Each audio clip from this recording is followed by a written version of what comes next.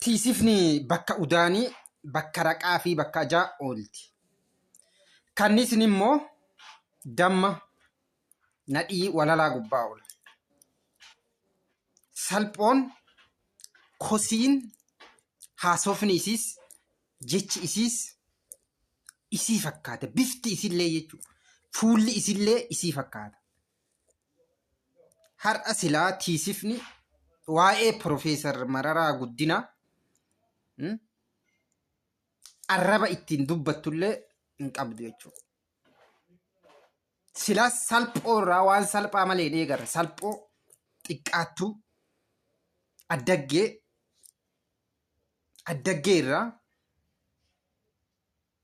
waan gaarii dha.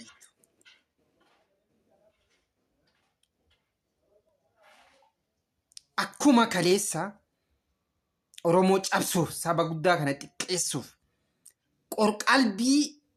qorqalbii uummata kanaa cabsuudhaaf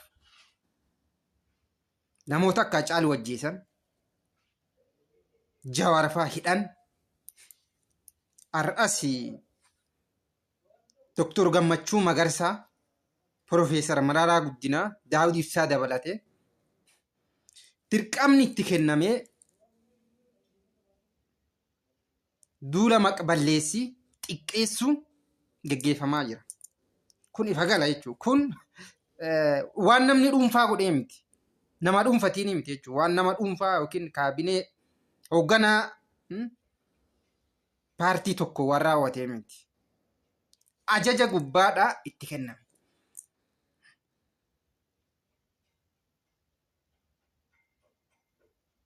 Maaliif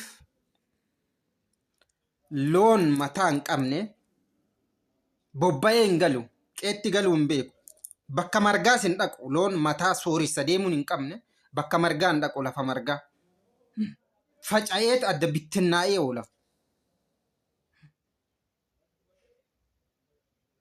Sabni hayyuu qaroo isaa hin qabne, qaroo isaa cabsan, xiqqeessan, xiqqaatee salphatee namaa gadi ta'ee hafa.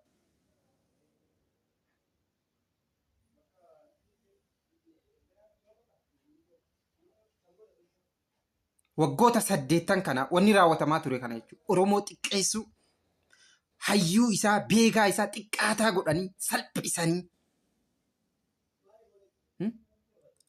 kaan akka atiin eegnetti ajjeesanii karaa gubbarratti achi darbanii kun bar itti yaadamee qorqalbii saayikoolojii uummataa cabsuudhaaf bar waan akkanumatti tasuma raawwatamuu miti. Itti yaadamee waan godhatamudha jechuudha.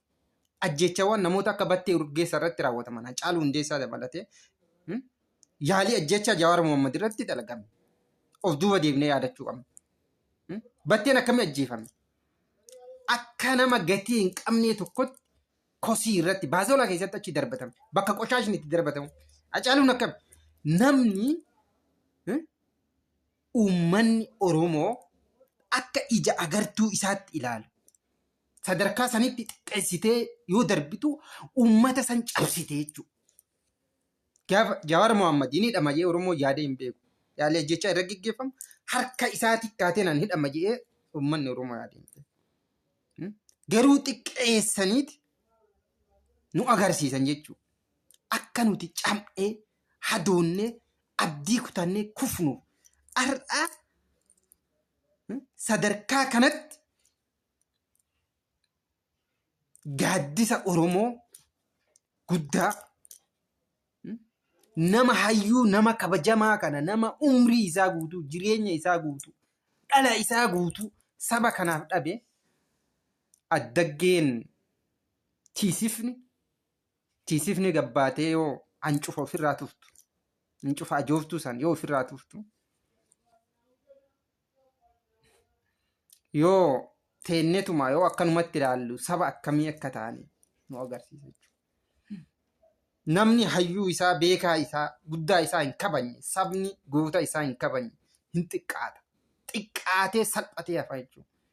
Ammas yoo nama aarsaa nuuf kaffale, nama nuuf jecha jireenya dhabeef yoo gatii hin kennin salphannee ganaa salphinni guddaan nu eeggata. Xiqqaannee hafna jechuudha. Ni kijibna jechuudha nuti. imimmaan naachaa imimmaan sobaa boonna akka amma Hacaaluu boonnu kana jechuudha.